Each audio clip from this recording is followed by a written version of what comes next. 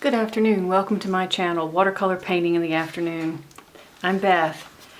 I've seen so many landscapes like this, so many, and I have started painting them, whenever I just want to relax with something and not have to work too hard.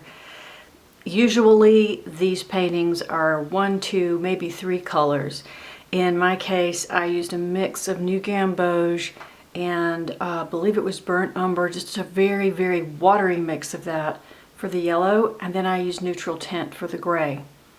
And I just painted this quick scene with the moon behind the clouds shining on whether it's a river or a lake or whatever it could be. I don't know. It doesn't matter. It's just water. And, it's moody and it's fun. And you can be as detailed with it or as loose with it as you want. I was very, very loose. So I hope you enjoy watching this video and maybe even painting along with it. Thanks for coming.